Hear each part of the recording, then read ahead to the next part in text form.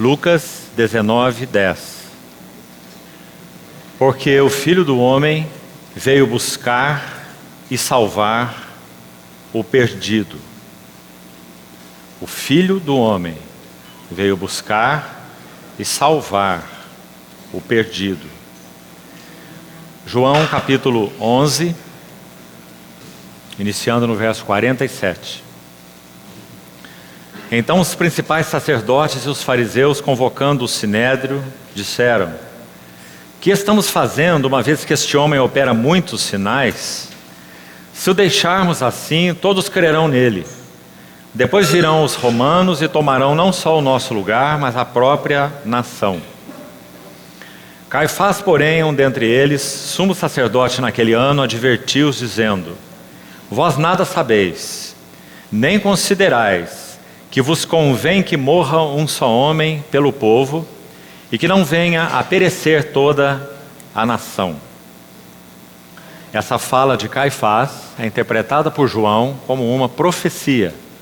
Então ele diz assim: ora, ele não disse isto de si mesmo, mas sendo sumo sacerdote naquele ano, profetizou que Jesus estava para morrer pela nação, e não somente pela nação, mas também para reunir em um só corpo os filhos de Deus que andam dispersos.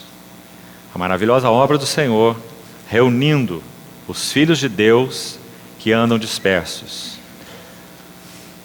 Isaías capítulo 53, a partir do verso 10.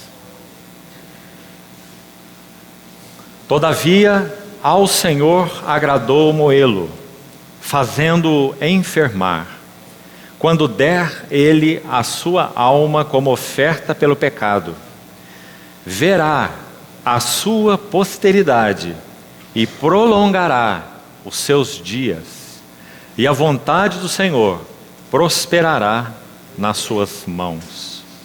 Ele verá o fruto do penoso trabalho de sua alma e ficará satisfeito.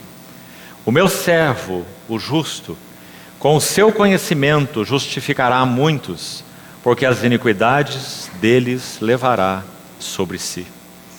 Por isso eu lhe darei muitos como sua parte, e com os poderosos repartirá ele o despojo, porquanto derramou a sua alma na morte, foi contado com os transgressores. Contudo levou sobre si o pecado de muitos, e pelos transgressores intercedeu. Queridos irmãos, a maravilhosa obra do nosso Senhor Jesus, como lemos nesses textos, visou reunir, convocar os alienados para a maravilhosa coinonia que somente Ele e o Pai, pelo Espírito, possuíam. Muito interessante essa que podemos chamar de profecia de Caifás. Nós sabemos que debaixo desse jugo, tanto Anás quanto Caifás, que eram parentes, o nosso Senhor foi rejeitado e crucificado. Mas quando ele repreende o sinédrio, sendo o sumo sacerdote, e diz: vós nada sabeis, convém que morra um homem pela nação.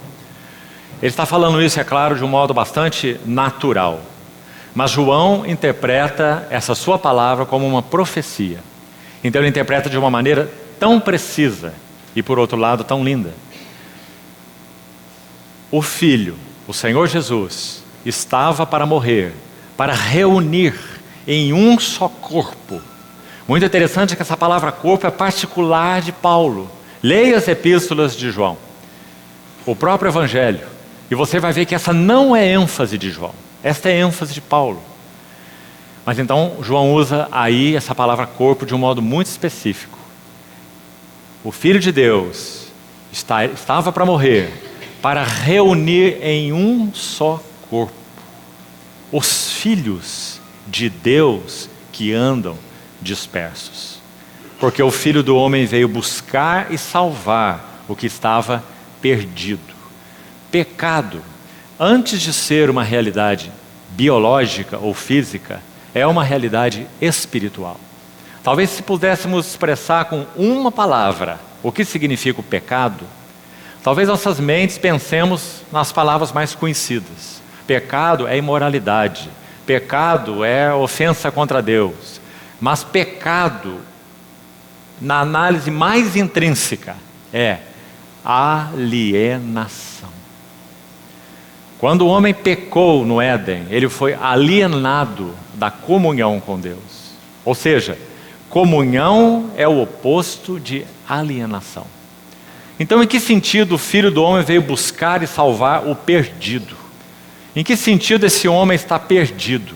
Ele está alienado da koinonia, da divindade, da comunhão de Deus. Então, amados irmãos, nessa última sessão, por hoje, amanhã seguiremos com o tema comunhão na mesa do Senhor, já que amanhã vamos partir o pão juntos, então, com a ajuda do Senhor, vamos mencionar esse tema. Para concluirmos hoje essas duas sessões, vamos a mais alguns textos que vão nos ajudar a compreender a prática dessa comunhão.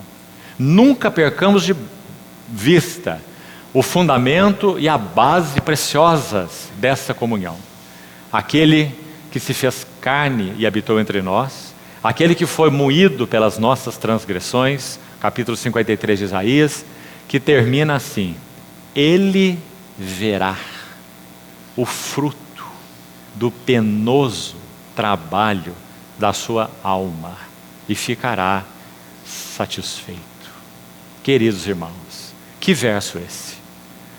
Quando o confrontamos com João 17, como aquela oração sacerdotal se faz clara: Pai, minha vontade é que onde eu estou. E já vimos que essa é a comunhão do Pai e do seu Filho Jesus Cristo. Estejam comigo os que me deste. Anteriormente, na mesma oração, ele havia dito: eram teus, tu me confiaste, e eles têm guardado a tua palavra. No capítulo 10 de João, ele já havia dito: aquilo que o meu Pai me deu é maior do que tudo. Irmão, que tipo de ajuda para a sua autoestima você precisa? Você acha que precisa de alguma? Se você precisa de alguma, está aí, João 10. Aquilo que meu Pai me deu é maior do que tudo. Quem são esses? Ele explicou: as minhas ovelhas ouvem a minha voz, não seguem a voz dos estranhos, ninguém as arrebatará da minha mão. E da mão do Pai, ninguém pode arrebatá-la. Como nós já dissemos outras vezes, sabe por que nós cristãos não precisamos nem nos preocupar com a chamada autoestima, com U? Porque nós já recebemos uma alta estima com Ele. O Verbo se fez carne e habitou entre nós. E viveu uma vida humana palpável, maravilhosa.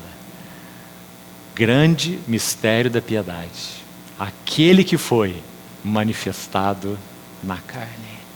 Ah, queridos irmãos, nunca cessamos de nos assombrar e nos deslumbrar diante de tão magnífica obra. Quando Paulo escreve a Timóteo, nesse texto que citei, 1 Timóteo 3,16, Paulo diz que ele foi contemplado por anjos. Você se lembra? Nunca essa expressão deixa de causar assombro nos nossos corações. Sabe por quê? Quando os anjos, seres criados, sejam eles anjos, querubins, serafins ou qualquer das ordens angelicais, e todas elas, criadas, eles tinham no céu um objeto de contemplação, de adoração. Quem eles adoravam? Aquele que é a expressão exata do ser de Deus, aquele que é o resplendor da glória. Mas um dia algo aconteceu. Vindo, porém, a plenitude dos tempos, esse que é o objeto, o foco da adoração dos anjos, ele deixa a posição de glória. E agora os anjos não têm alternativa. Eles não podem mais olhar para cima. Eles têm que olhar para baixo. Porque o Verbo se fez carne e habitou entre nós. É por isso que Pedro vai dizer em 1 Pedro capítulo 1, de 10 a 12. Este mistério contido na encarnação do Redentor, que foi profetizado pelos profetas, os sofrimentos referentes a Cristo e as glórias que lhes seguiriam. 1 Pedro 1,10. Foi-lhes dito que não para si mesmos eles profetizavam essas coisas, mas para vós outros, para quem foi anunciado o Evangelho. Coisas estas, 1 Pedro 1,12, que anjos anelam perscrutar. Percebe? Então por isso nós temos aquela presença tão constante dos anjos, desde a predição do nascimento de Jesus. Quando não apenas um anjo, nem um querubim, mas um arcanjo, chamado Gabriel. Ele vai fazer o anúncio daquela concepção santa. O poder do Altíssimo te envolverá com a sua sombra, e o ente santo que há de nascer será chamado o Filho de Deus. O anjo, arcanjo, Gabriel anuncia a Maria. A partir daí, continuam os anjos deslumbrados. Então o anúncio é feito também a José. Isso está em Mateus capítulo 1. Não temas receber Maria por tua esposa, porque o que nela está gerado é do Espírito Santo. José, advertido por anjo no sonho. Então depois que o filho nasce, José é advertido de novo para levar o filho para o Egito. E depois que a situação de perseguição passa, José é advertido de novo por anjo em sonho para tornar a tirar o filho do Egito. Então finalmente ele vai para Nazaré. Então, quando o filho é tentado no Getsêmani, é dito que um anjo do céu o confortava, porque lá está o Verbo encarnado, passando pelas suas aflições. Quando Pedro desembainha sua espada e fere, decepa a orelha de Malco, servo do sumo sacerdote, o Senhor diz a ele: embainha tua espada. Não sabias que meu Pai me enviaria agora mais de 12 legiões de anjos, se o Senhor buscasse salvar a sua própria vida. Então, amados irmãos, foi um assombro, como que um escândalo para anjos, verem que aquele que é o objeto, com O maiúsculo, de adoração deles, o Criador deles, a imagem do Deus invisível e o resplendor da glória, ele assume uma posição, se despiu de sua glória e aqui caminhou entre nós. O alto trono era seu, dos anjos tinha adoração, mas tudo por amor deixou, descendo aqui em servidão, me procurou. O Filho do Homem veio buscar e salvar o que estava perdido. Me procurou, sacrificou a alta posição do céu, buscou-me. Glória ao nome seu. Oh, amados irmãos, nós fomos chamados por essa obra, a koinonia, que era única e exclusiva do Pai, do Filho e do Espírito Santo. Louvado seja o nome do Senhor. Ora, a nossa comunhão é com o Pai e com seu Filho, Jesus Cristo. Estas coisas vos escrevemos para que a nossa alegria seja completa. Bendito seja o nome do Senhor. Então, queridos irmãos, quanto nós precisamos prezar essa comunhão. Sabe, irmãos, o texto que citamos de Isaías 50 diz que o nosso Senhor, segundo os evangelhos, Isaías 50, na leitura dos evangelhos, em um determinado tempo, na sua encarnação, ele assumiu definitivamente essa postura. Sabe quando foi? Imediatamente após a revelação da sua tremenda glória no monte da transfiguração. Imediatamente depois de ser transfigurado diante dos olhos daqueles discípulos. Sabemos que a partir dali, como homem, no que concerne a ele, homem de 33 anos, naquele momento, baseado nos seus méritos, ele subiria diretamente do monte da transfiguração para o trono da glória. Mas então Lucas 9:51 vai nos dizer assim: quando completaram-se os dias em que devia ele ser assunto ao céu. Observe, aqueles são os dias da ascensão do nosso Senhor, a ascensão que nós conhecemos lá futuramente após a sua morte? É claro que não. O que Lucas quer dizer? Lucas 9:51. Ao se completarem os dias em que devia ser ele assunto ao céu. O que você acha desse versículo? O que ele quer dizer? Lucas 9:51 é a narrativa imediata após o Monte da Transfiguração.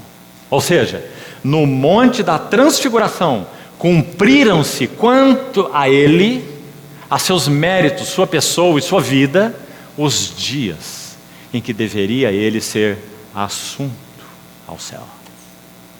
30 anos de vida humana. A primeira voz no deserto, no Jordão: este é o meu filho amado, e nele eu tenho todo o meu prazer. Não se esqueça, 30 anos vividos. Não apenas o filho do carpinteiro, mas o carpinteiro de Nazaré. Vivendo uma vida humana no seu ofício, relacionamentos, pais, clientes e etc. 3 anos de serviço, o Jordão, o Espírito, a tentação. 3 anos mais, outro monte, ou o primeiro monte, o Monte Hermon. E então a voz do céu de novo: este é o meu filho amado, a ele ouvi. Cumpriam-se ali os dias em que ele devia ser assunto ao céu. Quanto aos seus méritos, quanto à sua vida humana, um homem provado e aprovado por Deus. Por que ele não foi assunto ao céu? Porque ele deveria aceitar algo que estava no coração de seu pai e que tornou-se algo do seu coração. Que algo era esse? Ele deveria caminhar mais 6 meses para subir a um outro monte, que, podemos assim dizer, não tinha nada a ver com ele no que concerne a sua vida e seus méritos. O Monte da Transfiguração tem tudo a ver com ele e nada a ver conosco. É a sua santa glória. O Monte Calvário tem tudo a ver conosco e nada a ver com ele, porque é aquele que não conheceu pecado, mas Deus o fez pecado por nós, para que nele fôssemos feitos justiça de Deus. Amados irmãos, esse é o preço da nossa comunhão. Então, quando os dias se cumpriram para que ele fosse assunto ao céu quanto aos seus méritos, então nós lemos esse maravilhoso verso de Lucas 9:51. Ele deveria ser, segundo a narrativa de Lucas, assunto ao céu, mas ele manifestou no semblante uma intrépida decisão de ir para Jerusalém. Louvado seja o nome do nosso Salvador. Sabe o que Isaías 50 diz disso? Fiz o meu rosto como um seixo, ou uma pederneira, uma rocha. Sabe o que isso significa? Que nosso Senhor não viraria o seu rosto, o Criador feito carne. Ele não viraria o seu rosto dos cuspes, dos bofetões dos indignos. Fiz o meu rosto como um seixo, porque o Senhor Deus me ajudou. Eu não me senti envergonhado. Amados irmãos, não há objeto mais sublime de nossa contemplação que a preciosa vida humana do nosso Senhor Jesus. Guarde-se de curiosidades teológicas. Abra os evangelhos e medite na vida preciosa do nosso bendito Salvador. Não há ninguém como ele. Fiel, manso, rei humilde, servo sofredor, Deus e homem. E então, quando ele consuma sua obra no Calvário, ou prestes a consumar, nós ouvimos de Caifás, um dos seus executores, uma palavra que literalmente significa: vós nada sabeis, nós não seremos exterminados, que morra um homem pela nação. Essa foi a palavra de Caifás, muito simples, assim: Mas João vai interpretá-la. E vai dizer, sendo ele o sumo sacerdote naquele ano, ele profetizou. Isso é o que João vai nos dizer, inspirado pelo Espírito Santo. Que um deveria morrer por todos, sim, assim João interpreta. Para reunir em um só corpo os filhos de Deus que andavam dispersos. Porque o Filho do Homem veio buscar e salvar o perdido. Então, amados irmãos, se ele foi, é e sempre será o assombro dos anjos, e quanto a nós? Sabe por que essa pergunta? Anjos não entendem nada de evangelho. Os anjos que não caíram continuam adorando a Deus nessa posição não caída. Os que caíram são demônios, estão julgados de forma irreversível. A vida e natureza de Deus não foi compartilhada por nenhum anjo. Deus compartilhou sua vida e sua própria natureza com homens redimidos, a sua igreja. Que privilégio maravilhoso nós temos. O quanto nós o temos valorizado. O quanto nossa vida e vocação têm circundado em torno desse centro, desse foco. Para isso nós fomos chamados. Todas as nossas vocações outras são puramente secundárias e temporárias. As duas coisas ao mesmo tempo. Qual é o nosso grande chamamento? Nós fomos chamados para sermos família de Deus, corpo de Cristo e templo do Espírito Santo. E isso por toda a eternidade. Sabe o que isso significa?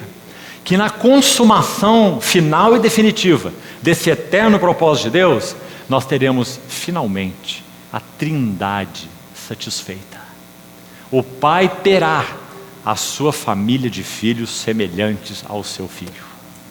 O Filho terá um corpo para se expressar e uma noiva com quem coabitar por toda a eternidade. A noiva do Cordeiro. Vem, mostrar-te-ei a esposa do Cordeiro.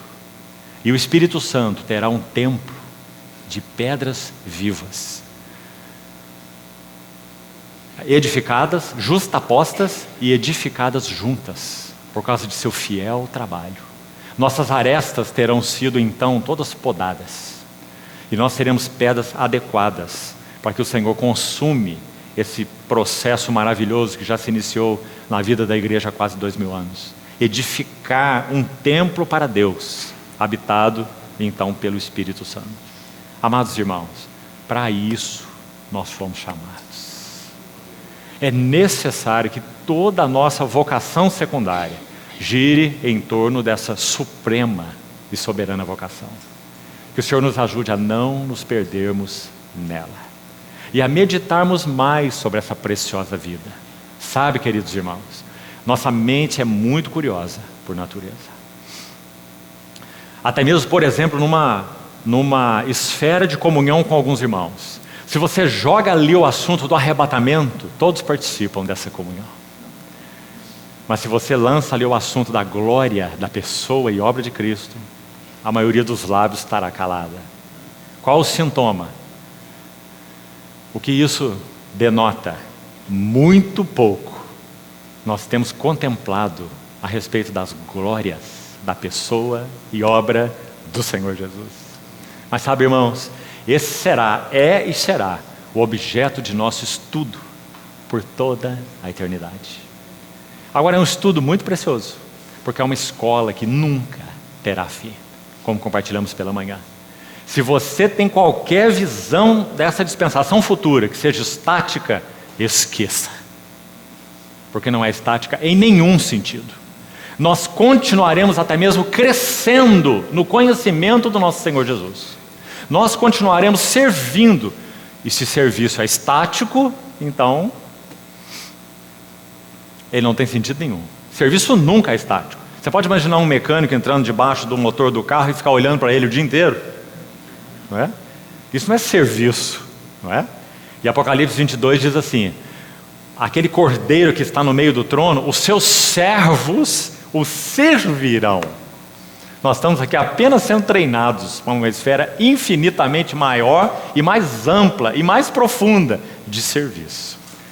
Será um serviço muito mais maravilhoso, porque não será um serviço com ciúmes, com contendas, com rivalidades, com pecado, com soberba, com tentações, porque as primeiras coisas terão passado.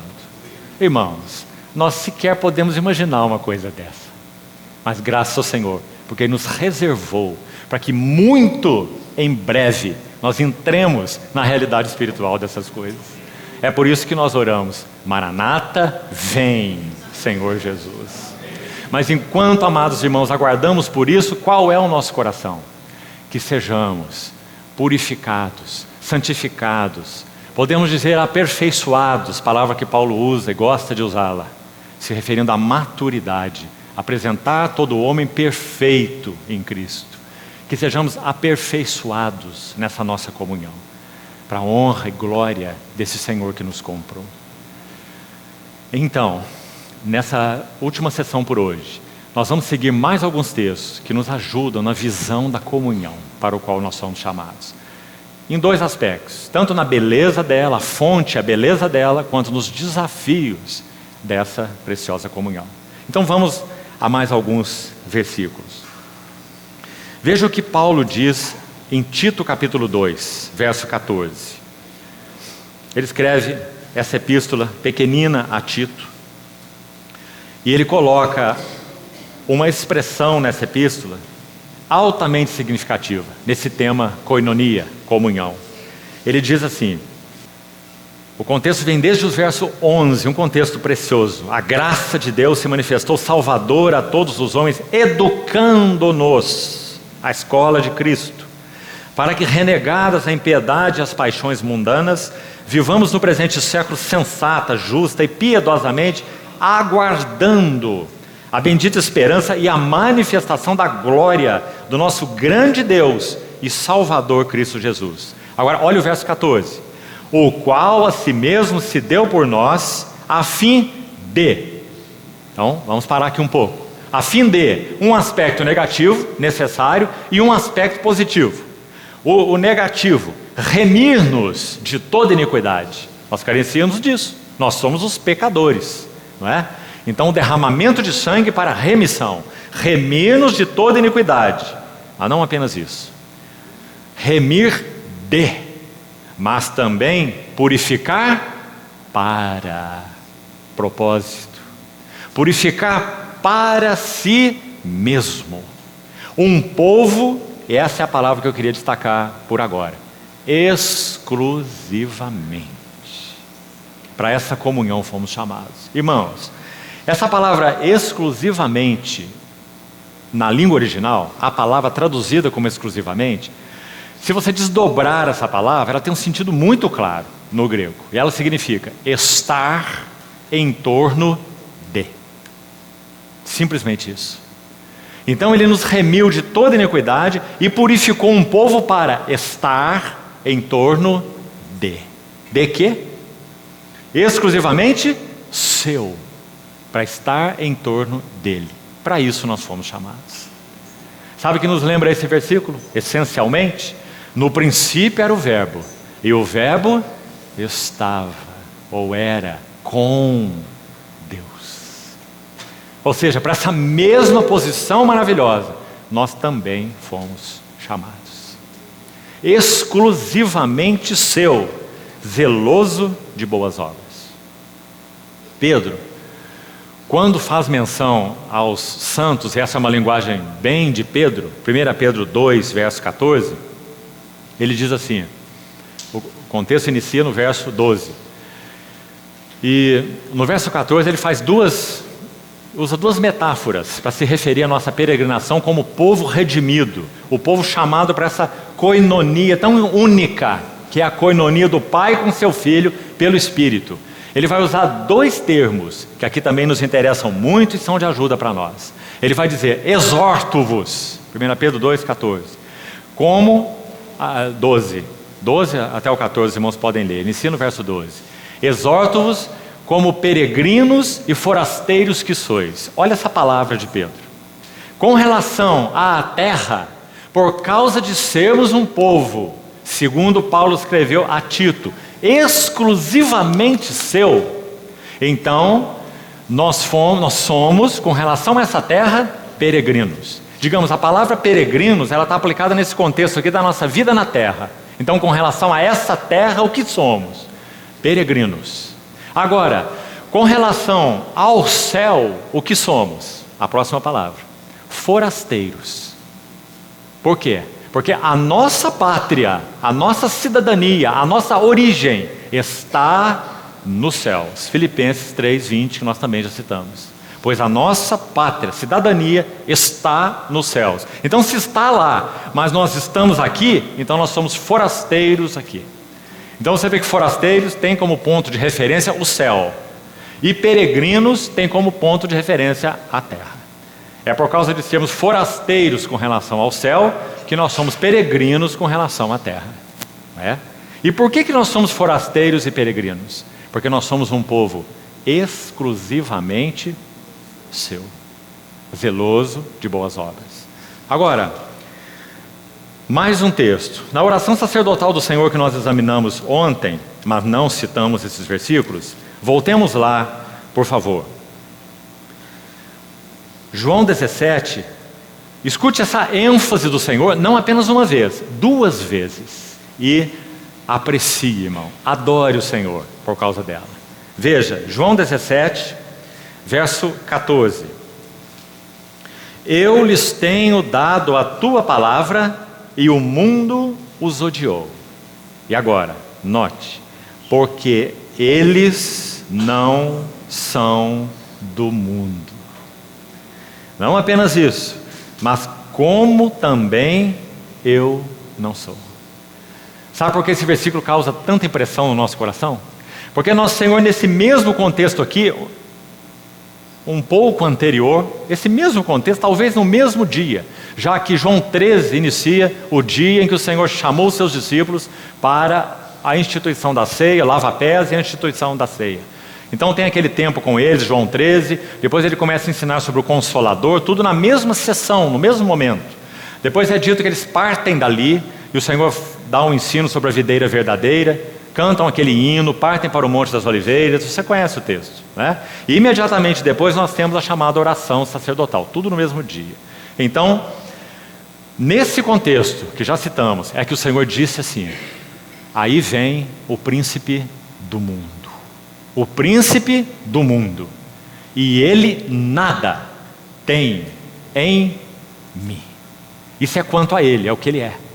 O príncipe do mundo nada tem em mim. Em outras palavras, o Senhor está dizendo assim: essa é a antiga serpente que tem comido pó todos essas centenas de anos. Então aqui no Apocalipse ela aparece bem gorda, ela aparece como um dragão, a antiga serpente, né? Mas quanto ao Senhor Jesus, na vida do Senhor Jesus, o inimigo não tinha nada para comer. Satanás teve que jejuar na vida de Jesus, porque aí vem o príncipe do mundo, e ele nada tem em mim. Nenhum de nós pode dizer isto, apenas o nosso Senhor Jesus. Agora, quando ele ora nessa maravilhosa oração, João 17, ele vai fazer algo que para nós parece inconcebível. Essa frase que lemos: eles não são do mundo, como também eu não sou. O que isso significa, irmãos? Significa que a obra que o Senhor está prestes a executar, está à sombra dela. Em João 18, ele vai ao Getsêmani. Ali ele é preso e então crucificado. Ele está dizendo então com isso, que a obra que ele irá realizar por nós na cruz iria cravar um abismo intransponível entre nós e o mundo. Bendito seja o seu nome. Por isso nós somos um povo exclusivamente seu. Ah, irmãos, que o Senhor encontre lugar para falar aos nossos corações. Sabe o que nós éramos antes, nós e o mundo? Nós éramos a chave e o mundo a fechadura. Onde nós íamos e colocávamos a nossa chave, todas as portas se abriam. Um dia o Senhor tomou essa chave e passou no esmeril seu santo esmeril. E ele destruiu todos os dentes dessa chave. Agora, se nós, por tolice, falta de compreensão de fé, nós tentamos retornar ao mundo, nós colocamos uma chave sem dentes na fechadura. As portas não se abrem mais. Por isso Pedro vai dizer assim: aquele que teve conhecimento da verdade e retorna àquelas práticas antigas, é como um cão que volta ao vômito e a porca lavada que volta ao seu lamaçal. Que separação a obra do Senhor realizou com relação aos seus escolhidos, os seus amados. Eles não são do mundo, como também eu não sou. Que comparação sublime nosso Senhor fez. Mas como nós falamos não apenas uma vez, olha o verso 16. Não fostes vós que escolhestes a mim. Perdão, isso é João 15. Olha João 17, verso 16. Eles não são do mundo, mais uma vez, como também eu não sou. Nosso Senhor repete isso 2 vezes. Então, irmãos, vamos a uma conclusão, tirada das palavras de Paulo, que se necessário vamos ler, senão, para ganharmos tempo, leia você, 2 Coríntios 5,16. Por causa desse abismo cravado entre nós e o mundo, Paulo vai dizer assim, escute com atenção, 2 Coríntios 5,16. Assim que agora a ninguém conhecemos mais segundo a carne. E se antes conhecemos a Cristo segundo a carne, não era, por exemplo, o caso de Paulo, ele não conheceu Cristo segundo a carne, mas muitos dos dias dele, inclusive, ele apareceu a mais de 500 irmãos, por exemplo, quando ele cita o Senhor na ressurreição, não é? Então é claro que nos dias de Paulo havia muitos que conheceram Cristo segundo a carne. Então ele vai dizer, e se alguém conheceu a Cristo, se antes conhecemos a Cristo segundo a carne, já agora não o conhecemos deste modo. Assim, se alguém está em união com Cristo, ou em Cristo, uma nova criação é. As coisas velhas já passaram e eis que tudo se fez novo. Por quê? Por causa do abismo que foi cravado entre nós e todas as coisas. Agora, irmãos, uma implicação imediata e direta para a nossa comunhão. Por causa dessa obra profunda, tremenda do mediador, de Cristo, ele, ou as relações diretas, uns com os outros, nós com o outro, nós com coisas, com bens, com coisas, relações diretas são agora impossíveis, porque Cristo se colocou como mediador entre nós e todas as outras pessoas e todas as outras coisas. Irmãos, isso é tão maravilhoso. Nós só podemos ter comunhão verdadeira, verdadeira koinonia uns com os outros, no mediador. Então, de novo, nós não temos comunhão por afinidades, nem por preferências, nem por simpatias. Só podemos ter genuína comunhão no mediador, porque ele se colocou entre nós e todas as coisas. Como nós podemos avançar na vida conjugal? Se nós tivermos comunhão conjugal no mediador. Do contrário, esse casamento é insípido, é no máximo um contrato de boas intenções e de companheirismo, não é? Porque o mediador se colocou entre nós e todas as relações humanas. Deixe-me citar um exemplo da Bíblia, são os melhores. Abraão e Isaac. Quando Isaac nasceu, ele era o tesouro de Abraão. Abraão, podemos dizer, estabeleceu uma relação direta com Isaac. E seria muito difícil isso não acontecer. Porque aqueles que são vovôs aqui, não é? Sabem que os netos costumam endoidecer os avós, não é? E Abraão conseguiu ser pai e avô no mesmo dia, já que ele tinha uma idade extremamente avançada quando aquele filho foi gerado. Ele teve as duas experiências, digamos, ao mesmo tempo. E com alguém que é chamado na Bíblia de o dom de Deus. Aquele em quem seriam benditas todas as famílias da terra. Aquele que é chamado o filho da promessa. Esse é Isaac. Então o que aconteceu? Abraão estabeleceu uma relação direta com Isaac. O que Deus fez? Abraão, oferece-me o teu filho, o teu único filho, Isaac, a quem amas, sobre um dos montes que eu te mostrarei. Sabe o que isso significa? nada pode ter uma relação direta conosco, porque Ele já se colocou como mediador entre nós e todas as relações humanas. Tão precioso é isso. Então o que acontece?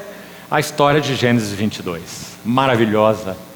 É dito lá que caminham ambos juntos, uma história entre o pai e o filho. Então, num determinado momento, Abraão coloca Isaac sobre o altar, levanta o seu cutelo. A Isaac faz aquela pergunta: vejo o fogo e o cutelo, o fogo e a lenha, mas onde está o cordeiro para o holocausto? Deus proverá para si, meu filho. Então, quando Abraão levanta aquela adaga, ouve aquela voz, ele não imola Isaac. O que aconteceu ali? O Deus da promessa se colocou finalmente entre o pai da fé e o filho da promessa. Porque o filho da promessa havia assumido um lugar errado no coração do pai da fé. E para que a fé do pai da fé não se apoiasse no filho da promessa, mas a fé da fé, ou na promessa de Deus, no filho da promessa, então a fé do pai da fé não seria apoiada na promessa de Deus, mas a fé do pai da fé seria apoiada no Deus que fez a promessa. Então Deus tocou na promessa para que a fé de Abraão se apoiasse no Deus que fez a promessa. Então, irmãos, em nenhum momento relações diretas são admissíveis no corpo de Cristo. Todas as relações diretas que tentamos promover, elas se tornam corruptoras aos nossos corações, seja com pessoas ou seja com coisas. Então agora, será que entendemos bem 2 Coríntios 5,16? Assim que de agora em diante, daqui em diante, a ninguém conhecemos mais segundo a carne. E o próprio Cristo, se antes, como era o caso de alguns lá, né, já falamos, conheceram a Cristo segundo a carne, agora já não o conhecemos desse modo. Ele entra na morte e ele ressuscita, sai da morte como mediador entre todas as relações humanas em Deus, é claro, não fora de Deus. Então nós que fomos chamados pelo Senhor, temos mediador em todas as nossas relações. Então, irmãos, nos guardemos no corpo de Cristo de estabelecer comunhão e relação baseada em qualquer outra coisa que não seja unicamente no mediador. Se isso não for feito assim, nós perdemos a capacidade de comunhão. Iremos ter então nossas preferências, iremos tratar um de uma maneira e outro de outra maneira, teremos aquela palavra dura endereçada para um e aquele outro que precisava recebê-la, mas não pode recebê-la porque é o meu amigo, né? Compreende? O mediador não se coloca nas relações, se ele não se coloca nas relações humanas, elas são degradantes. Então, essa é uma implicação profunda para a nossa comunhão. Que o Senhor nos ajude nisso também. Vamos seguir um pouco mais. Algumas questões ainda práticas sobre comunhão. Vamos passar por alguma delas até onde pudermos ir. Comunhão é totalmente dependente do trabalho da cruz. Nós somos pessoas inteiras. Sabe, irmãos, o que o Senhor faz quando nós, por amor, Ele nos escolheu e Ele nos amou? Quando reconhecemos esse amor, experimentamos esse amor, nós respondemos a esse amor. E isso chama consagração. Resposta à revelação é o amor de Deus. Consagração significa nós nos entregamos nas mãos do nosso Senhor. Ele tem total e absoluto direito sobre nós. Agora um detalhe nós esquecemos. Até aqui parece tudo muito romântico, mas nós esquecemos de algo. Tudo que se coloca nas mãos do Senhor, Ele parte. Ele quebra. Naquela noite em que foi traído, Ele tomou o pão, partiu e deu graças. A única maneira de sermos um aroma suave ao Pai em Cristo é se o Senhor encontrar caminho para nos partir. Aquele autor de um clássico também, moderno pelo menos, Oswald Chambers, e o clássico se chama Tudo para Ele. Há uma tradução em português, um lindo devocional. Nosso irmão diz numa das leituras devocionais daquele livro, que essa é uma característica particular do nosso Senhor. Todas as coisas que são colocadas nas suas mãos, Ele as parte. E por isso nós precisamos ser pão partido e vinho derramado, para que outros possam ser alimentados. Então, comunhão cristã é totalmente dependente do trabalho da cruz. Só há um instrumento de Deus para nos quebrar: a cruz. A cruz pela palavra, tanto já falamos isso com os irmãos nesses anos juntos de comunhão. A cruz que opera pela palavra, porque a palavra de Deus é viva e eficaz e mais cortante. Cruz que opera pela palavra e cruz que opera pelas circunstâncias, ou pela providência de Deus. É assim que o trabalho da cruz opera em nós. Então, não leia essa frase nos livros, são tantos os irmãos e irmãs que usam essa expressão, caminho da cruz, trabalho da cruz, graças ao Senhor por isso, né? Mas não mistifique isso, não coloque ali num patamar que só alguns podem alcançá-lo. É tão prático. O trabalho da cruz em nós significa: Deus vai continuar usando a adaga afiada de 2 gumes, sua palavra, para penetrar os nossos corações e dividir, separar o terreno do celestial, o carnal do espiritual, alma de espírito, juntas e medulas, sondando mente e coração. Mas há um se antes do trabalho da cruz: se alguém quer vir após mim. Não é compulsório. Então, quando a palavra de Deus nos atinge, nós temos uma resposta a dar. E, em última análise, a resposta é não, a resposta é sim para o Senhor. Nós podemos falar não para o Senhor. Senhor, não é o tempo.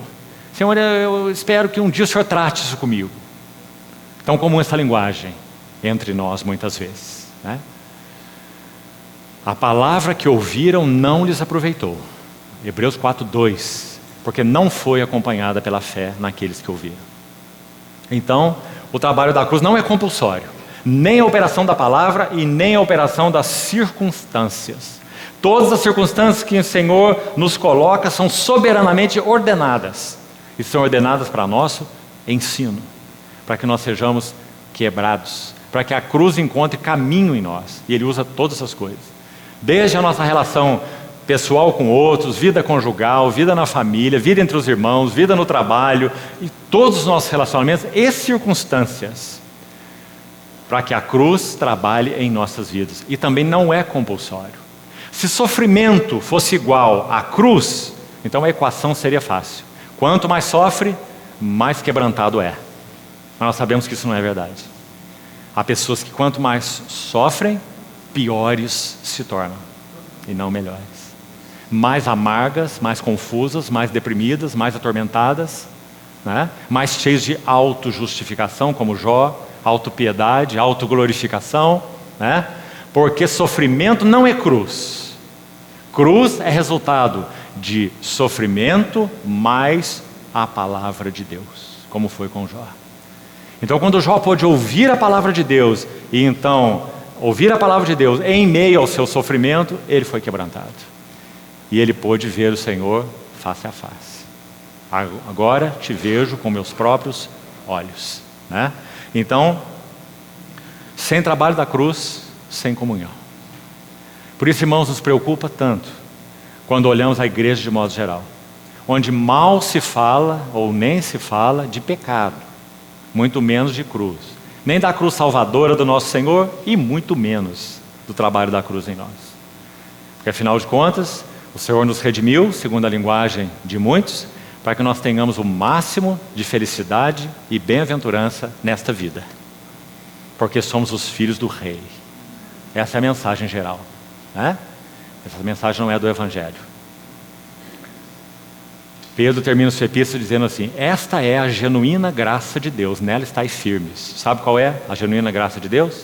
Depois de ter sofrido por um pouco, Ele vos há de aperfeiçoar, firmar, fortificar e fundamentar. Assim ele termina sua epístola. Então, sem cruz, sem comunhão.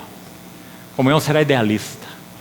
Aliás, nesse livro, já citei a frase de Dietrich para os irmãos. Há uma tradução em português também, queria recomendar para os irmãos. Editora Sinodal, Vida em Comunhão, é o título do livro. Vida em Comunhão, desse servo mártir durante a Segunda Guerra Mundial. E há um princípio que ele aborda aqui, que eu também gostaria de retomar com os irmãos, baseado no princípio de João 12. Vamos abrir esse texto. João 12, 24, nosso Senhor diz assim: se o grão de trigo caindo na terra não morrer, fica ele só. Olha, na sequência desse versículo, vamos selecionar algumas palavras do próprio versículo. E foi exatamente o que o Senhor quis dizer. Se não morrer, fica ele só. Esse é o princípio espiritual. Irmãos, na nossa vida conjugal, se não morrer, fica só.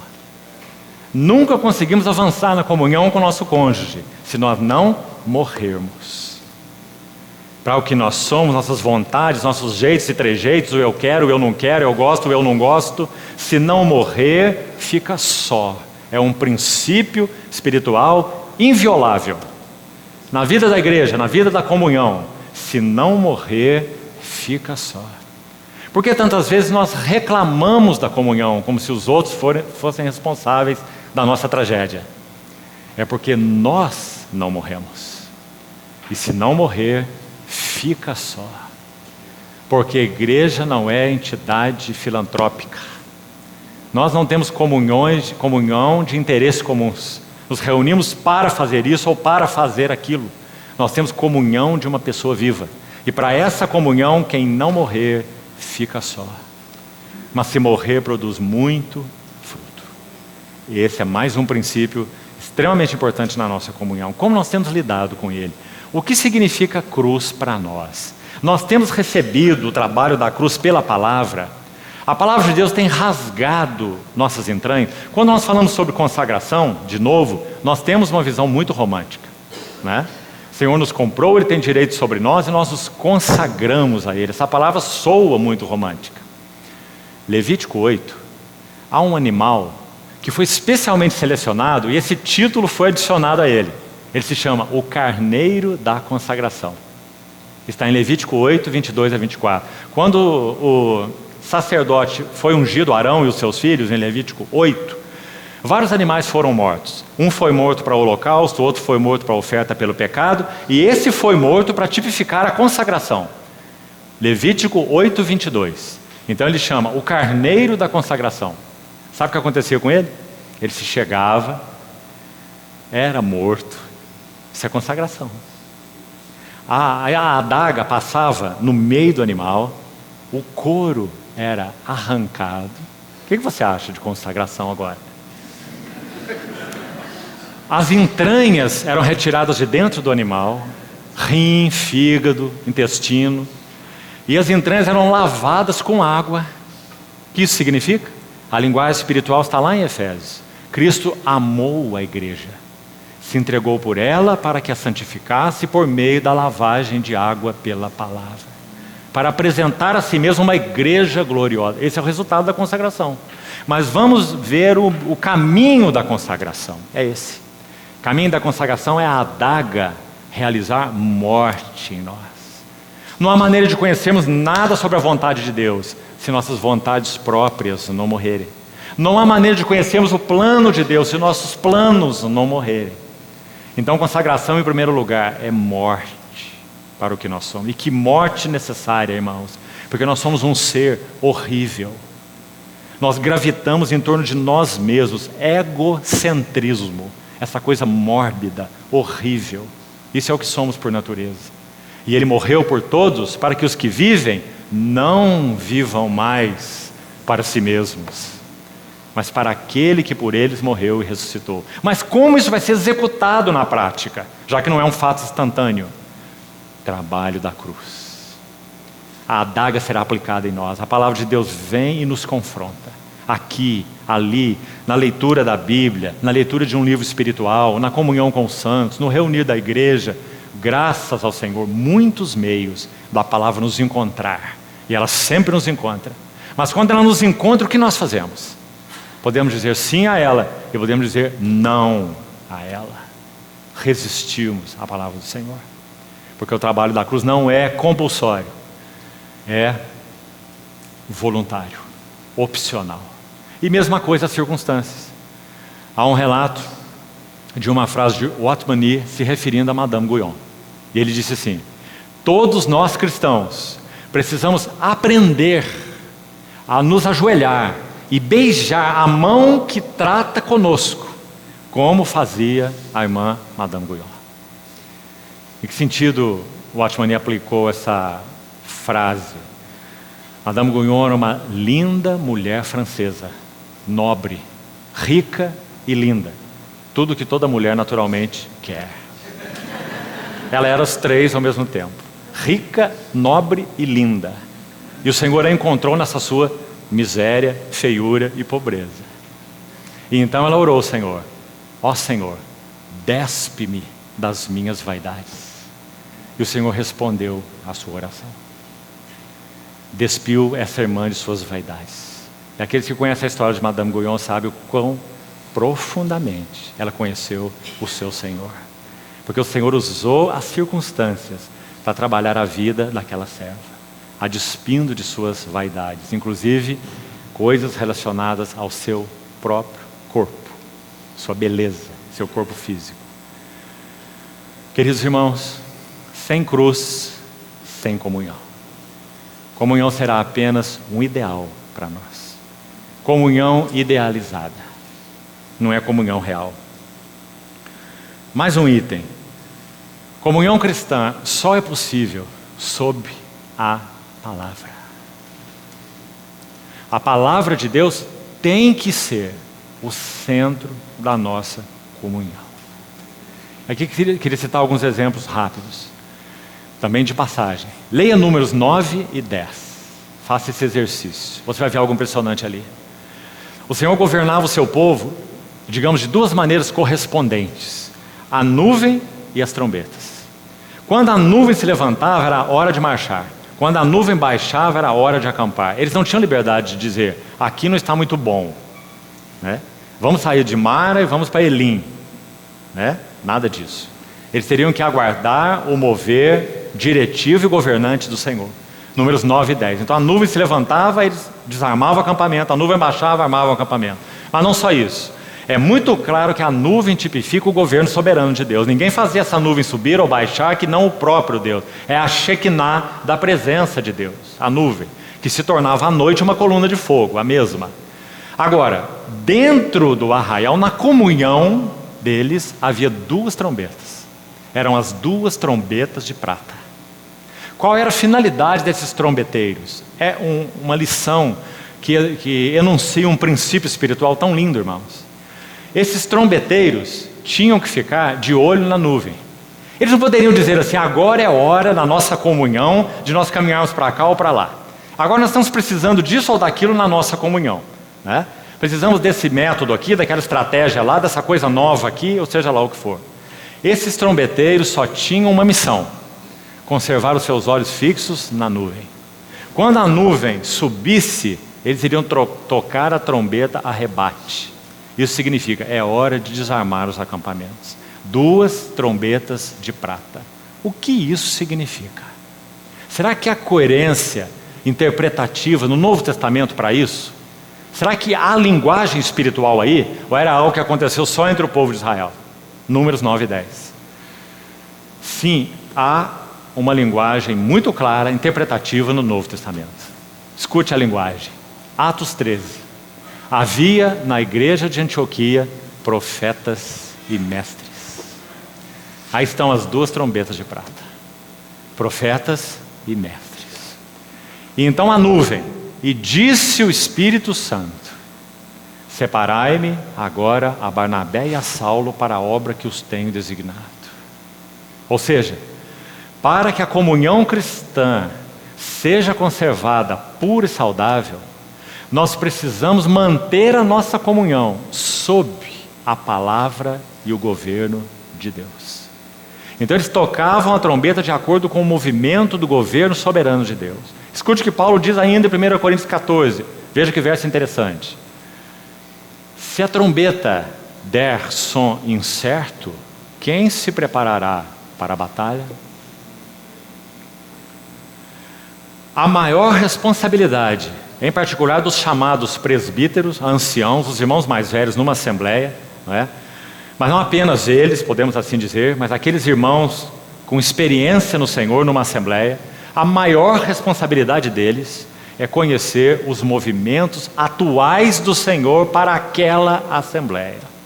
Quando Paulo diz, Romanos 12,6, se profecia seja segundo a proporção da fé, o que isso significa? O que é profetizar? Profetizar é revelar a mente atual de Deus para esta hora, para esta assembleia. Então a profecia para Éfeso é uma, a profecia para Esmirna é outra, a profecia para Tiatira é outra, e etc. Porque a mente atual de Deus é revelada para cada assembleia na sua hora e na sua história. Agora a questão é, temos sido capazes de conhecer a mente de Deus na nossa comunhão? Temos sido capazes de nos arrepender daquilo que o Senhor tem nos chamado para arrepender? Sabe, irmãos, alguns de nós aqui têm muitos anos de vida em assembleias específicas, determinadas, como é o caso de muitos de nós. Quantas fases nós passamos, não é? Quantos movimentos gentis, fiéis e firmes, por outro lado, do nosso Senhor foram necessários para que nós aprendêssemos e continuamos crescendo nesse aprendizado, de ouvir essa voz. Qual é a demanda atual do Senhor? Como nós escolhemos aquilo que vai ser meditado, estudado, ministrado entre os irmãos? Como? Nós abrimos a Bíblia assim e falamos, Tiago, olha, Tiago tem 5 anos que a gente não estuda Tiago. Está na hora de estudarmos Tiago. Não é? É assim que nós fazemos? Cada um de nós, irmãos e irmãs mais velhos, em particular os irmãos, tem a responsabilidade de compreender a mente atual do Senhor para aquele grupo de comunhão, para aquela assembleia.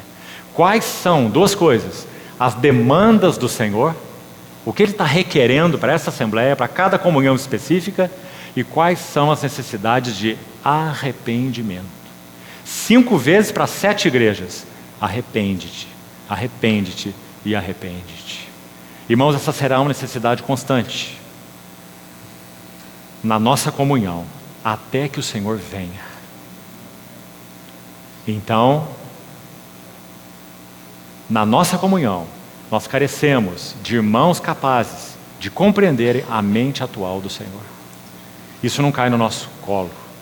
Havia na igreja de Antioquia profetas e mestres e jejuando e servindo ao Senhor, disse o Espírito Santo. O jejum, além do aspecto literal e físico dele, que obviamente está envolvido, não espiritualize o jejum, não. Mas o aspecto físico é secundário no jejum. Jejum, essencialmente falando, significa uma avidez por compreender a mente de Deus.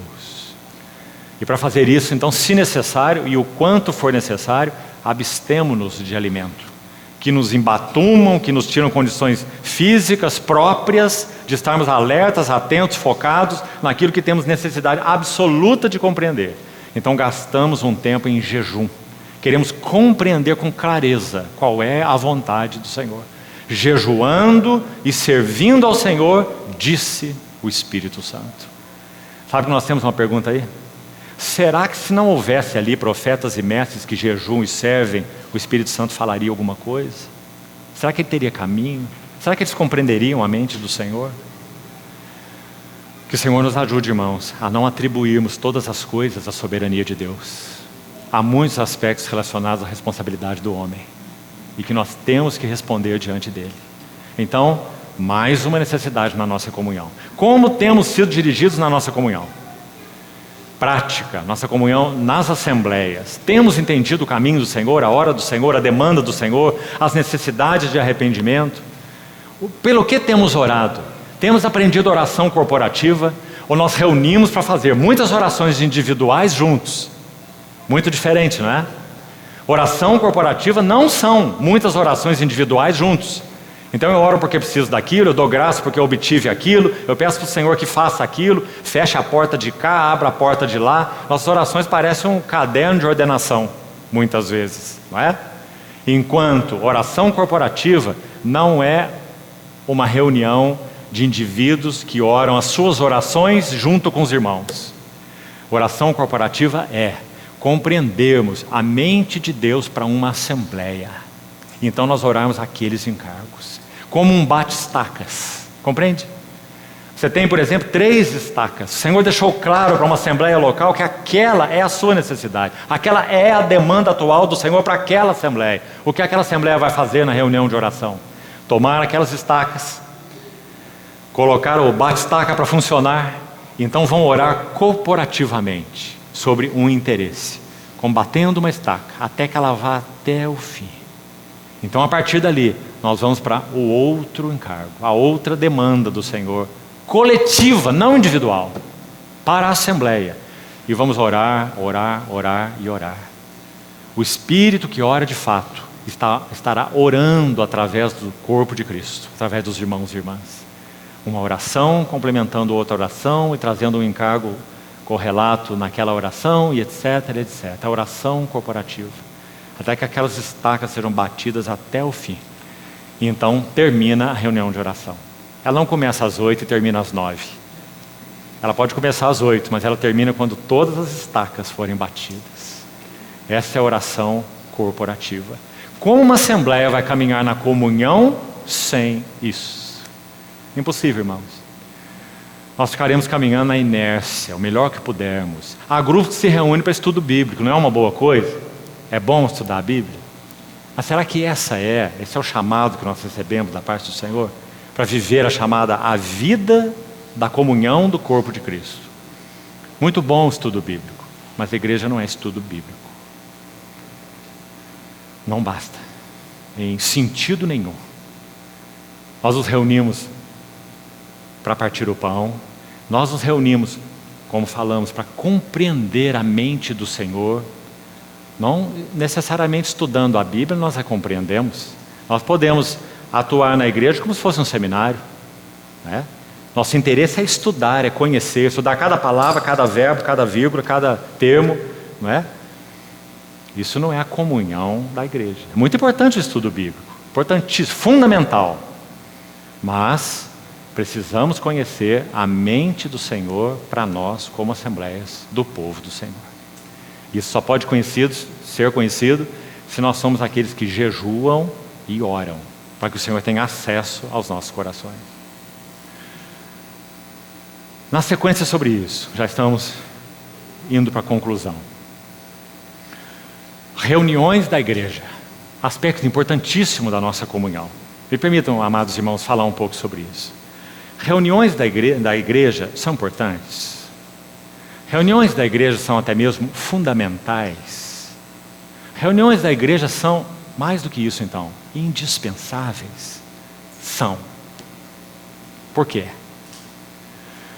Quando nós estudamos o que, particularmente os 5 livros de Moisés, chamam de a porta da tenda da congregação. Isso é um tema muito interessante, porque você vai ver que muitas coisas aconteceram, inclusive diretivas, quanto ao mover do povo de Deus, na chamada a porta da tenda da congregação. Era aquele lugar onde Moisés entrava e quando ele saía ele cobria o rosto, você se lembra? Era aquele centro diretivo. Bom, se olharmos para 1 Coríntios 14, a igreja reunida, 1 Coríntios 14, 23 a 25, olha o que nós vamos ler, escute com atenção. 1 Coríntios 14, 23 a 25. Se, pois, a igreja se reunir no mesmo lugar. Reunir é o tema. Não é a comunhão da igreja, é uma comunhão específica. Reunião. Se a igreja, pois, se reunir no mesmo lugar e passarem todos a falar em línguas e entrar algum incrédulo ou indouto, não dirá que estáis loucos. Mas se todos profetizarem, então todos poderão aprender e serem consolados. Então ele vai continuar assim. E se entrar algum incrédulo ou indouto no meio de vós, ele será por todos convencido, por todos julgado, tornam-se-lhe manifestos os segredos do coração, e ele, prostrando-se com a face em terra, testemunhará que Deus está de fato no meio de vós. Queridos irmãos, não há como lermos um versículo desse sem colocarmos nossa boca no pó. As reuniões da igreja a que Paulo está se referindo são um contato direto com a presença viva do Deus vivo.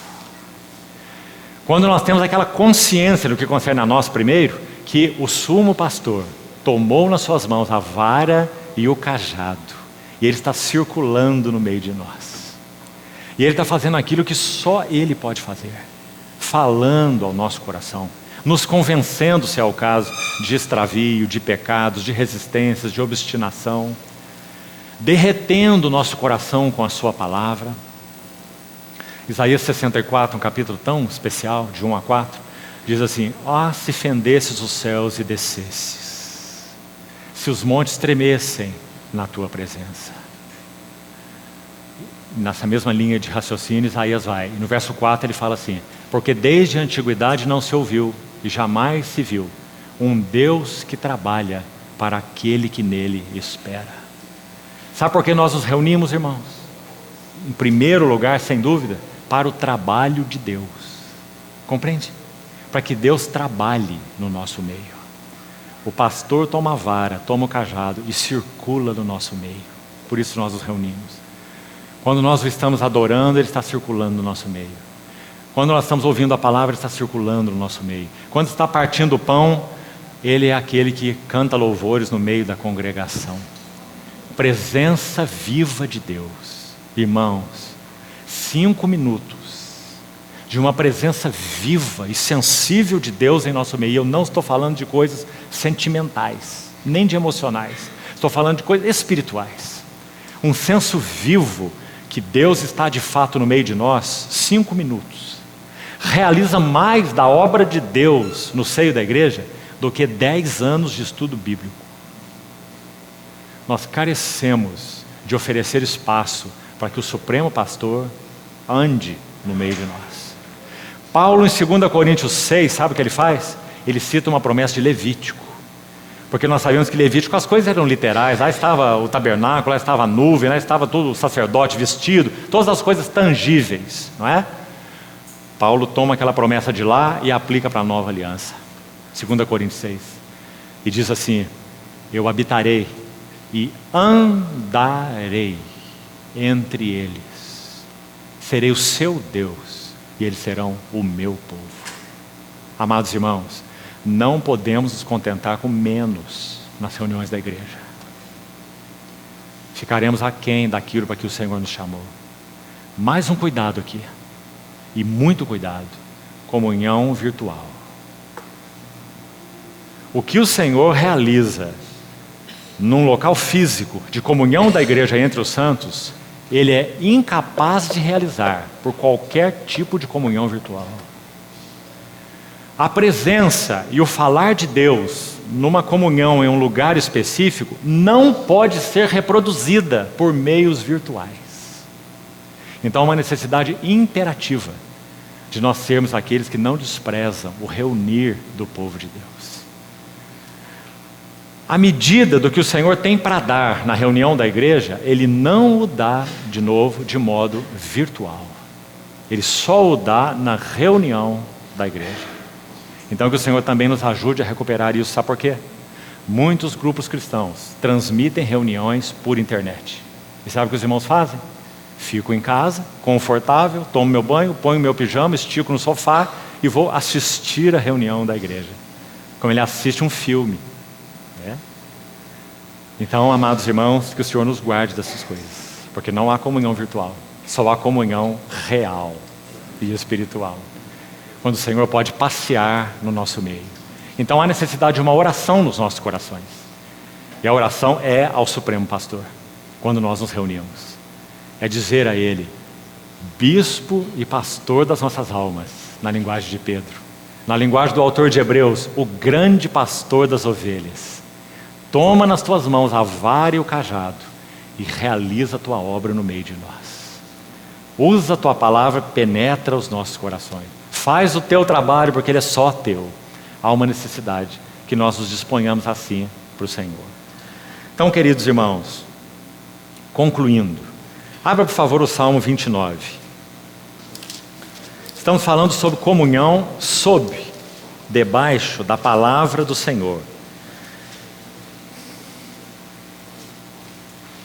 Mesmo que objetivamente nos ajude o Senhor, queria extrair algumas lições aqui desse salmo, da questão da comunhão sob a palavra do Senhor.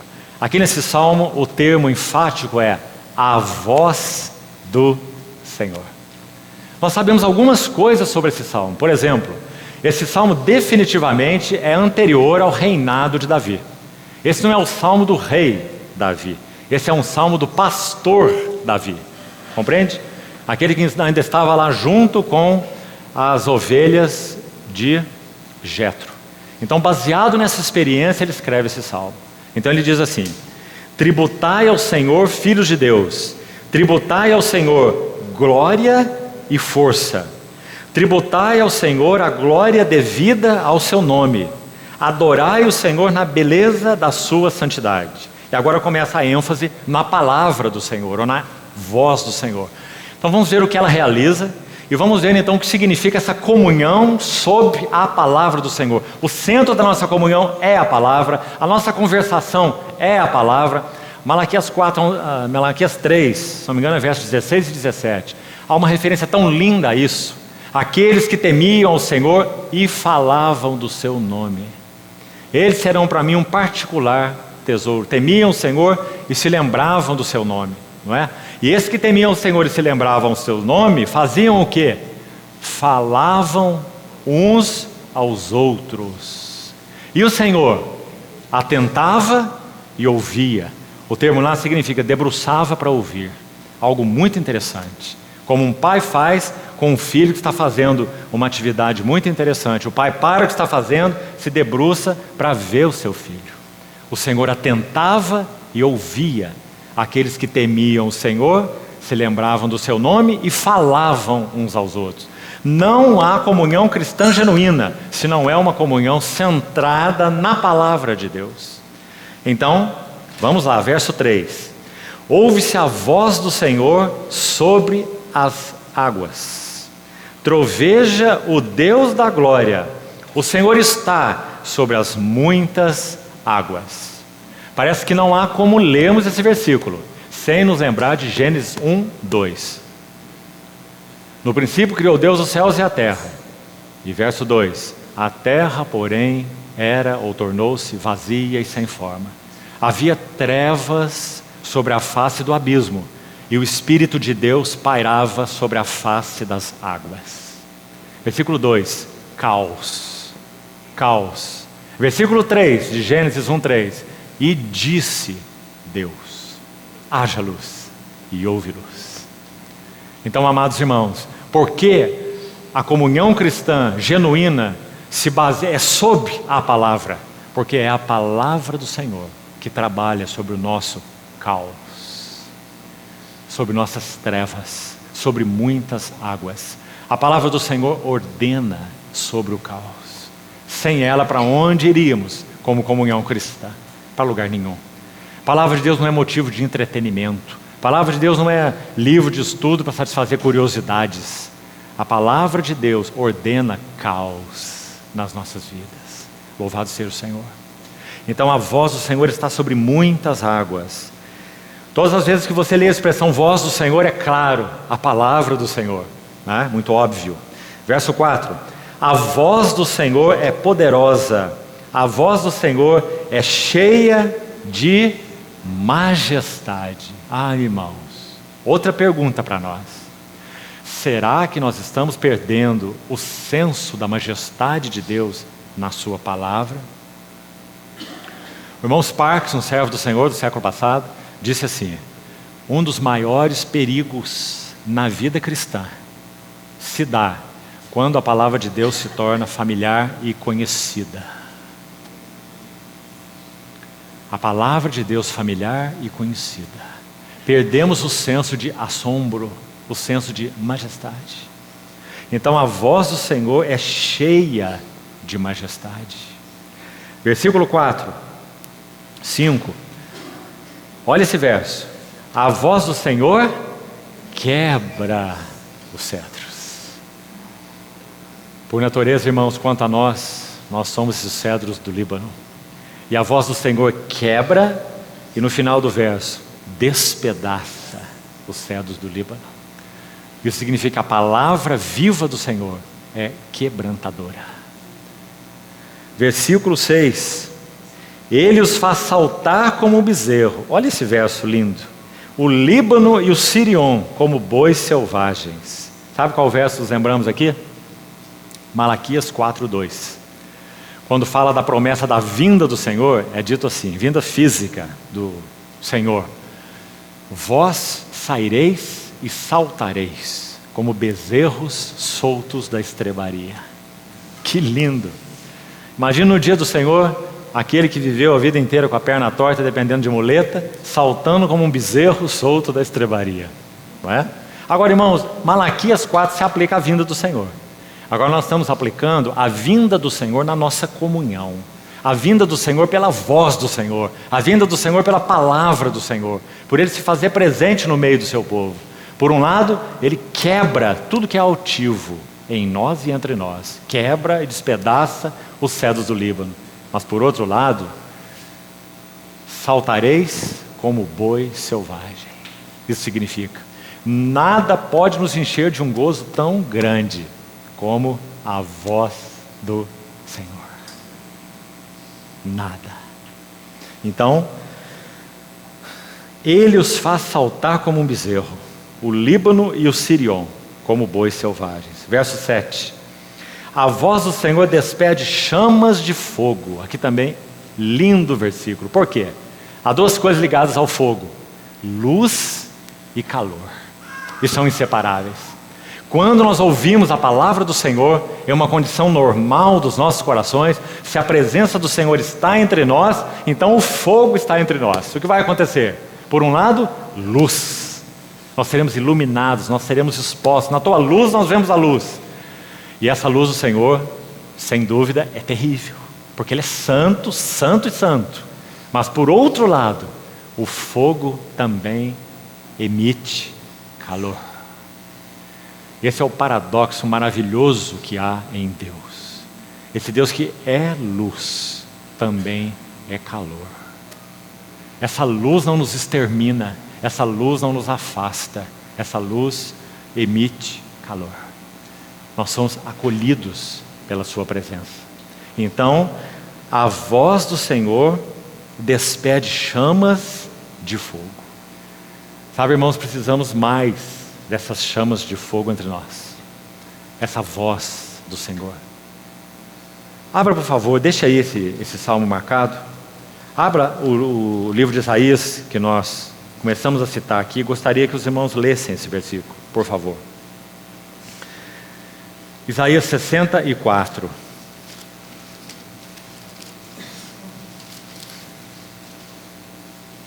Veja se essa não deve ser a nossa oração quando reunidos como povo do Senhor. Mais que uma oração, um gemido, um clamor. Olha qual é a primeira palavra de Isaías 64. Qual é? É dito na história da igreja que havia um advogado incrédulo que todas as vezes em que Spurgeon estava pregando, ele ia ouvi-lo. E ele estava interessado na oratória de Spurgeon. Até onde consta, ele nunca se converteu. E um dia perguntaram para ele: mas você vem aqui tantas vezes ouvir Spurgeon, e por que você não rende sua vida ao Senhor? Por que você vem aqui ouvi-lo? E esse advogado deu uma resposta muito interessante. Ele respondeu assim: eu venho aqui ouvi-lo porque ninguém diz ó como ele. Por que Spurgeon dizia ó de uma maneira que ninguém conseguia dizer?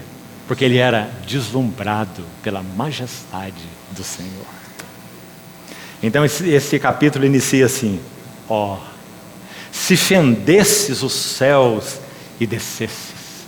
Ó, irmãos, essa é uma oração pela nossa comunhão, pela vida das assembleias do Senhor. Se os montes tremessem na tua presença. Quanto nós carecemos disso, irmãos? Há tantas coisas estabelecidas em nós como montes, não é? Que não abrimos mão, não é? Meus conceitos, minhas ideias, minhas coisas. Ah, se fendesses os céus e descesses, e os montes tremessem na tua presença. Como, veja, o fogo, aí está.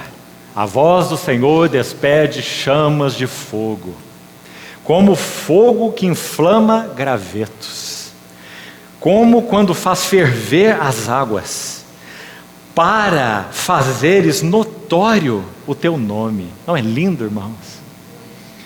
E o teu nome aos teus adversários, de sorte que as nações, olha o aspecto do testemunho aí, as nações tremessem na tua presença. Quando fizeste coisas terríveis que não esperávamos, esse Deus que nos surpreende, esse Deus que nos interrompe, esse Deus diz, você já falou demais, dá um tempo para eu fazer agora o meu trabalho aqui, como ele falou com Pedro, quando estava pregando na casa de Cornélio. Pedro, você está tão hesitante para falar que o meu evangelho é para os gentios, que olha, fica quieto e eu vou fazer meu trabalho. E o Espírito Santo desceu e batizou a casa de Cornélio, interrompendo a pregação de Pedro. Não esperávamos, desceste, e os montes tremeram na tua presença. E olha esse verso 4. Olha que alento para a nossa comunhão. Porque, irmãos, quem somos nós? Professores de Bíblia? Eruditos cristãos? Quem somos nós? O que podemos fazer nós? Olha o verso 4. Porque desde a antiguidade não se ouviu, nem com ouvidos se percebeu, nem com os olhos se viu, Deus além de ti, que trabalha para aquele que nele espera. Que maravilhoso alento para a nossa comunhão. O que nós esperamos nas reuniões da igreja? Que Deus trabalhe para aqueles que neles esperam. Porque se Ele não trabalhar, ninguém pode trabalhar. Palavras vãs, estudos bíblicos, ideias, conceitos, filosofia, história, e nada da obra de Deus em nossos corações. Que o Senhor nos ajude, amados irmãos. Estamos concluindo. Verso 8, voltando ao Salmo 28, 8. A voz do Senhor faz tremer o deserto. Sim, o Senhor faz tremer o deserto de Cádiz. O homem para quem olharei é este, o aflito e abatido de espírito, e que treme da minha palavra. Verso 9. A voz do Senhor, olha esse verso, faz dar cria às corças. Que maravilhoso, irmãos. Essa é uma das perguntas do questionário irrespondível que Deus fez para Jó. Ele perguntou para Jó se Jó sabia sobre as corças e como que elas davam crias. Você está lá, Jó, você cuida delas, você sabe como é que acontece? E Jó teve que emudecer diante de Deus, não é? E aqui nós vemos, a voz do Senhor faz dar cria às corças. Ou seja, a palavra do Senhor é frutífera. Só a palavra do Senhor, genuína, pura, verdadeira entre nós, fruto da sua presença entre nós, pode fazer que nós frutifiquemos. Irmãos, em quantos contextos há tanto trabalho com a Bíblia, mas tão pouco fruto? Porque trabalho com a Bíblia não significa necessariamente a voz do Senhor. Mas a voz do Senhor faz dar cria às corças. Bendito seja o seu nome. Não é maravilhoso? Você pensar que aquela corça está lá sozinha, lá nos montes escabrosos. E é a voz do Senhor que faz dar cria às corças. Porque sua palavra é frutífera. No livro de Jó, no final dos discursos do Senhor, no final do discurso de Jó com seus companheiros, então finalmente o falar do Senhor, falar de Eliú especificamente. Ele, nos seus discursos, no capítulo 37 do livro de Jó, Jó 37, um discurso de Eliú. Ele fala sobre uma tempestade se aproximando. Ele descreve nitidamente essa tempestade, no capítulo 37 do livro de Jó. E quando ele conclui essa descrição dessa tempestade, muito provavelmente literal, que Eliú via essa tempestade se aproximando, e ele comparou a tempestade à voz do Senhor e ao falar do Senhor. Que capítulo aquele! E quando ele termina a descrição, ele vai falar sobre o arco-íris. Muito interessante. Parece que veio aquela tempestade de verão, tão comum ali, e então, finalmente, o arco-íris após a tempestade. Então ele vai falar sobre esse arco-íris e vai dizer: o Senhor é cheio de majestade. E o que Eliú descreve ali é a voz do Senhor em meio à tempestade. Então ele vai dizer que a voz do Senhor comanda o vento, a tempestade, o boi selvagem, o asno, a cabra montês e etc. A voz do Senhor. Comunhão cristã é comunhão debaixo da voz do Senhor. Se nós não ouvirmos a voz do Senhor, perdemos a capacidade de ouvir a voz do Senhor, acabou-se a nossa comunhão. Nós estamos degenerados na nossa comunhão. Agora, amados irmãos, ouvir a voz do Senhor é algo muito especial. A nossa capacidade de ouvir a voz do Senhor é aumentada ou diminuída, dependendo da nossa resposta. Quanto mais a voz do Senhor deixa de ser ouvida, mais nós nos endurecemos com respeito a ouvir a voz do Senhor. Ouvir a voz do Senhor aumenta a nossa capacidade de ouvir essa mesma voz. Compreendeu? Assim, algumas visitações do Senhor com a sua presença. 11 visitas ele fez a Abraão. Cada visitação do Senhor tinha um propósito: abrir caminho para a próxima visitação. Por que o Senhor visita uma assembleia? Para abrir caminho para a próxima visitação. Porque seu desejo é nos visitar, visitar, visitar, visitar, visitar. Para que nós cresçamos na graça e no conhecimento do Senhor Jesus. A visitação do Senhor não cumpre um propósito específico naquele evento. Ele nos visita para deixar o compromisso marcado para a próxima visitação. Levando Abraão de Ur, primeira visitação, a Moriá, a última visitação. Visita após visita. Betânia são 7 visitas, levando Betânia de uma condição de ansiedade para Betânia que viu a ascensão do nosso Senhor Jesus.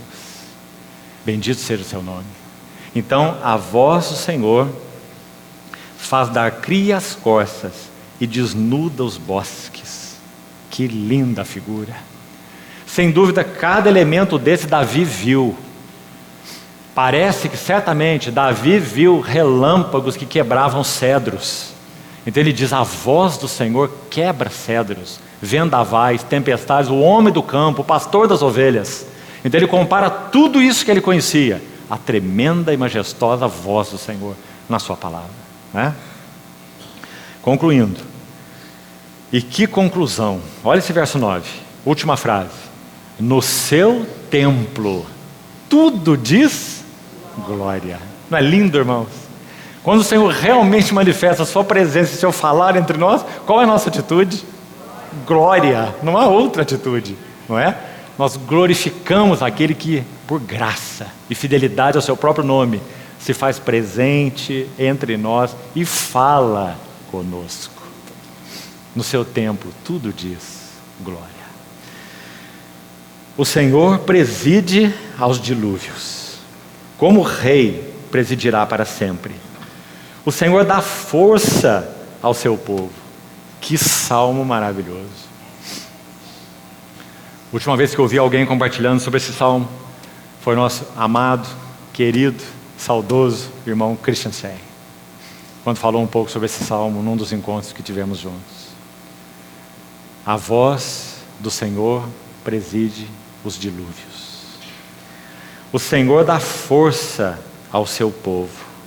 O Senhor abençoa com paz ao seu povo. Agora, irmãos, me permitam encerrar com 2 citações. Já estamos mesmo concluindo. Então, por favor, ouça com atenção.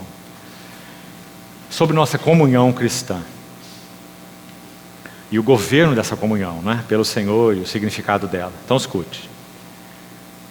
Se não agradecemos todos os dias pela comunhão cristã em que estamos colocados, ali mesmo, onde não há grandes experiências, nenhuma riqueza palpável, mas muita fraqueza, pequenez de fé e dificuldades. Se outra coisa não fazemos, senão nos lamentar perante Deus, por tudo ser ainda tão miserável e pobre, tão longe do que havíamos esperado, então impedimos a Deus de fazer crescer a nossa comunhão, segundo a medida e riqueza à disposição de todos nós em Jesus Cristo. Importante frase, texto desse irmão do passado. Que o Senhor nos ajude a não lamentarmos diante dele pelo estado atual de nossa comunhão, mas sim nos arrependermos diante dele naquilo que ele tem demandado dos nossos corações. Porque esse lamento, esse queixume, essa murmuração, porque não temos grandes experiências, mas sim muita fraqueza, pequenez de fé e dificuldades, como foi dito aqui, a nada nos levará diante do Senhor. Ah, se eu mudasse para aquela cidade, os irmãos lá parecem tão mais vigorosos, né? Compreende, irmãos? Todos nós buscamos paraísos perdidos. Faz parte do pecado em nós, né? Mas que o Senhor nos ajude a sermos sérios e compromissados na nossa comunhão uns com os outros. Veja a outra frase, o outro pequeno texto, que precioso. Somente Deus sabe em que pé está a nossa comunhão. Pode ser grande para Deus o que para nós parece fraco e insignificante. E que seja assim, irmãos. Que para nós a nossa comunhão sempre pareça fraca e insignificante. Para que nós nos mantenhamos no nosso lugar, no nosso bater, pedir e buscar diante do Senhor. Somente Deus sabe em que pé está a nossa comunhão. Pode ser grande para Deus o que para nós parece fraco e insignificante. Agora ouça. Assim como um cristão não deve constantemente tomar o pulso da sua vida espiritual, né? Isso vai lançá-lo na introspecção, o tempo todo medindo a sua temperatura espiritual, né? Introspectivo. Assim como o cristão não deve fazer isso, também a comunhão cristã não nos foi presenteada por Deus para que lhe tomemos a temperatura a todo instante. Quanto maior a gratidão com que recebemos todos os dias aquilo que nos é dado na comunhão, tanto maior a certeza e regularidade com que crescerá dia a dia esta comunhão segundo a benevolência de Deus.